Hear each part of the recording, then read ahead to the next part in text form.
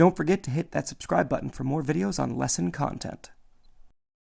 Got no place to be, got no place to go. Come hang out with me on the Mr. Flanders Show.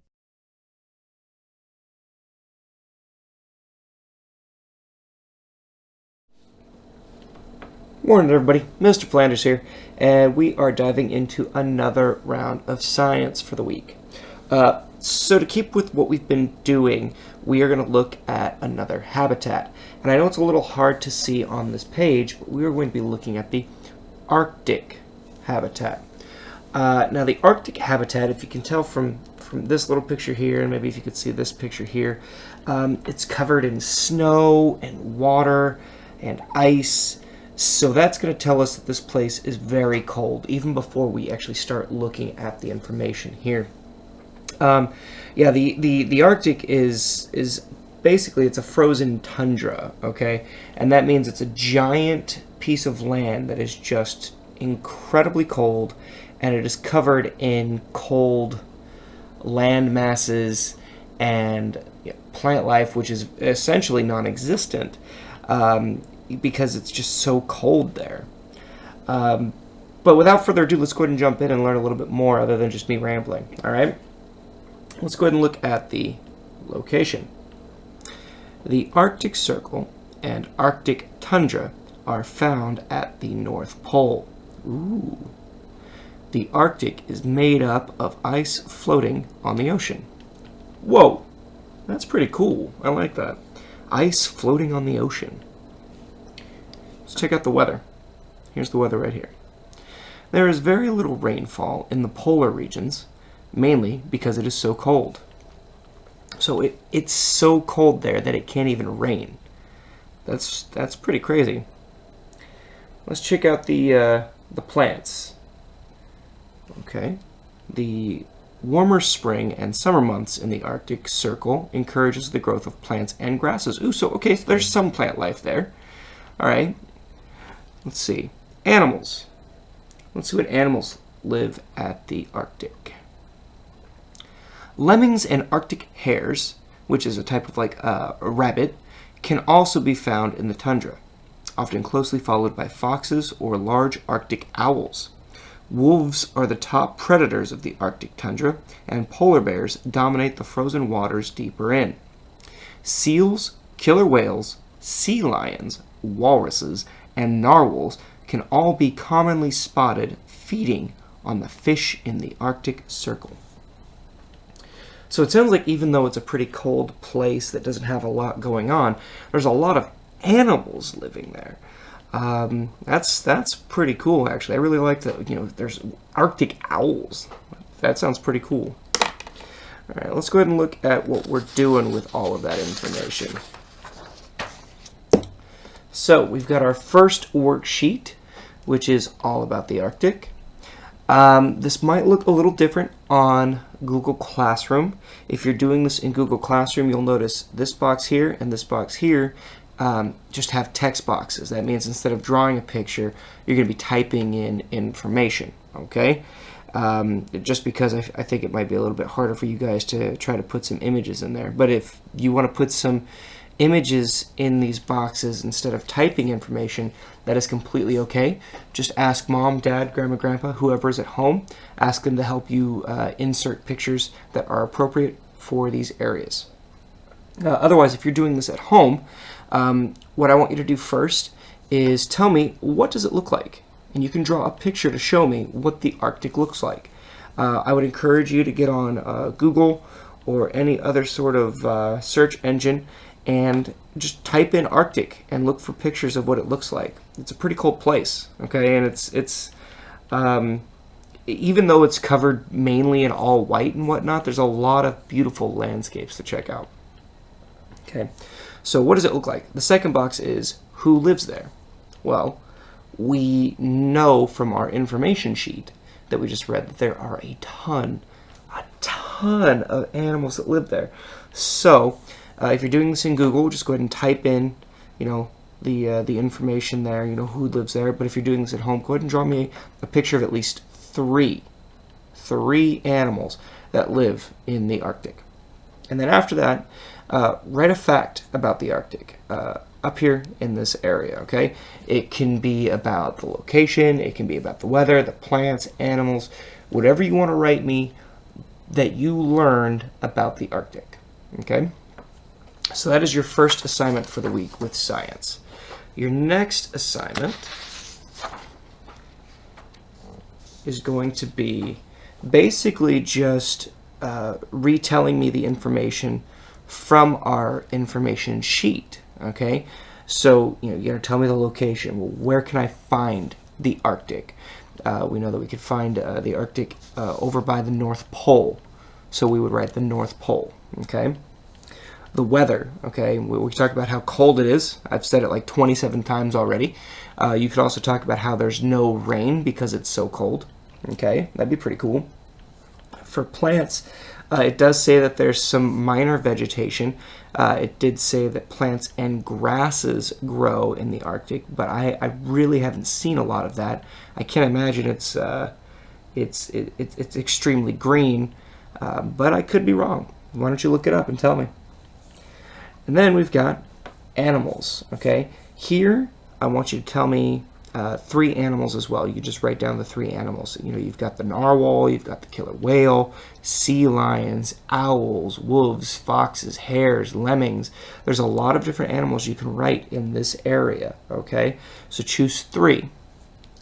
After that, in this area right here, again, draw me another picture of what it looks like.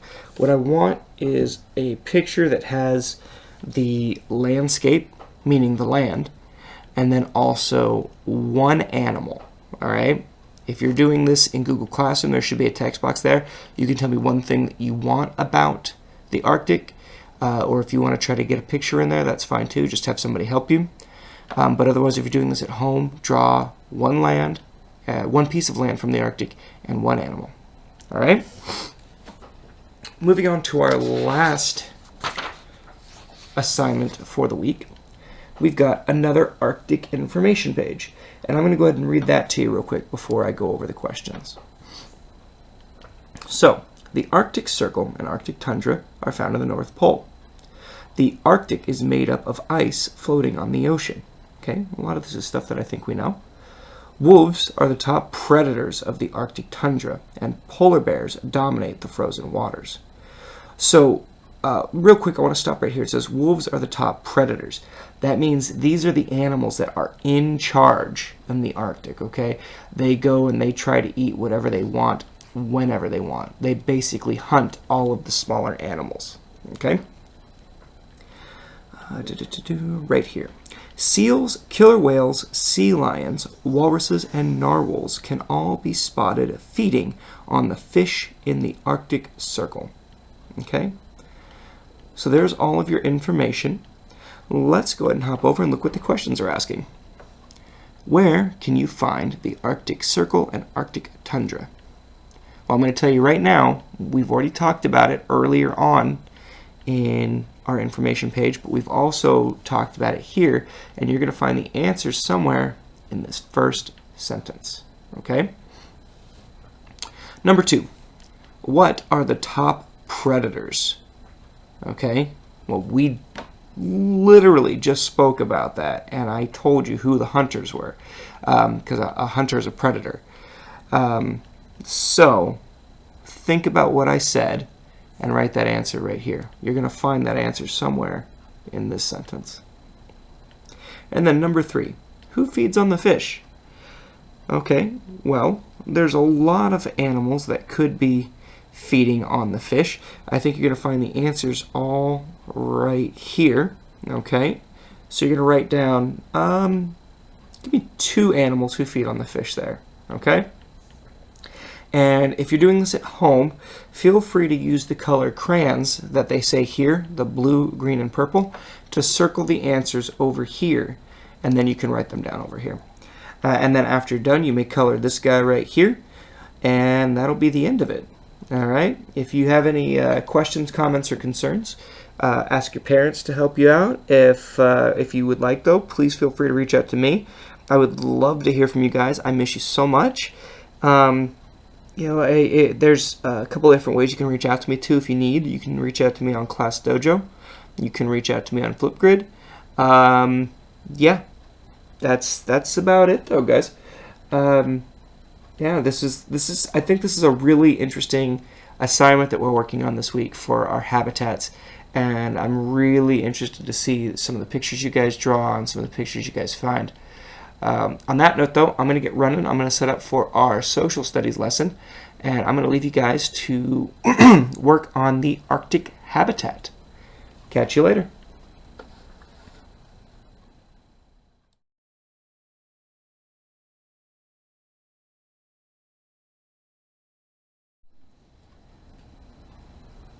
Hey everybody, Mr. Flanders here. Thank you so much for sitting through our science lesson. Right now though, we're going to jump into our social studies lesson. And if you remember, last week we left off with the start of our Good Citizen worksheet. And we're going to continue that looking at a couple of different traits that really make good citizens and really make good students. So, our first page of social studies today is going to be about listening. All right, I'm going to read you this little area right here to see what it says about listening. Listening. It is story time at school. The teacher reads a story. Now, if you look right here, guys, this is very similar to how our mornings would look when we would be in class. I'd be up here in the front of the classroom, and a lot of my friends would be right here on the carpet. Some of my friends would be picking their noses or playing with their shoes. It was terrible, but I miss it. But overall, it looks like these kiddos are listening to what their teacher is reading to them. So that's pretty cool. Let's go ahead and look at number 1, though, and see if we can figure out what is going on in this class. Number 1. What are the children doing? Are they talking, yawning, or listening? That's a tough choice, guys. I don't know. Make sure you circle the answer you think it is. And if you're doing this on Google Classroom, there should be some circle shapes over on this side that you can use to just move over your answer. Okay? So make sure you're telling me, what are the children doing? And then, number 2. What do we listen to at school? Do we listen to our lunches, our teacher, or our pets? Tough call. But again, circle whichever one you think is the answer. If you're doing this on Google Classroom, as I said before, there should be some little circle shapes off to the side right here that you can just move over your answer. Right? So that is our first Good Citizen worksheet, and it is talking about listening. Our second one, sharing and taking turns at school. Okay, ooh, I like this picture here, guys. Look at this. They're all working on an assignment together, and there's no fighting about pencils. There's no, hey, that's my picture, how dare you? It looks like they're all just working together nicely. I like it. Well, let's go ahead and look at question 1. Okay? What are the students sharing? Are they sharing snacks? Are they sharing pencils? Or are they sharing clothes? I'm going to tell you right now, all you have to do is look at the picture, and the answer is in the picture, okay? It is somewhere around here, too, okay? Yeah. Really take a look at that and tell me what you think the students are sharing. Number 2. How does sharing help the students create their art? Ooh, that is a really good question. There's no real wrong answer here either, guys. This question is all about what you think. And I'm really interested to hear what you guys think about how sharing can help the students create their art. All right? So take a few minutes, look at that, think about it, and once you are done, you can either take a break or you can hop into our last social studies worksheet, okay, which is taking care of our school. All right, so we know listening and sharing are good traits of a great citizen and a great student, but let's talk about taking care of our school. Let's see what it says about that. We help keep our school and schoolyard clean.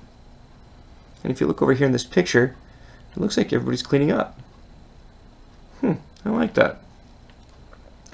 Let's look at number 1. What are the children doing? Ooh, I think I just told you guys, but let's go over the choices here. They are playing outside. Are the children having a snack? Or are they picking up trash? Remember, circle the answer you think it is. If you're in Google Classroom, there should be a little circle right here that you can just move over your answer. And then number 2, how do you help take care of your school?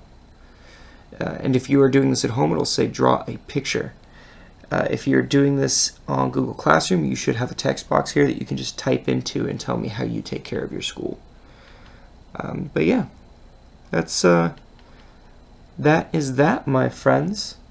So we've got the traits of a good citizen and a good student are listening, sharing, and taking care of our places. I know this says taking care of our school, but right now home is our school, so we want to make sure we're taking care of all the places that we are learning in. Okay? I guess that's about it for now for our social studies, though.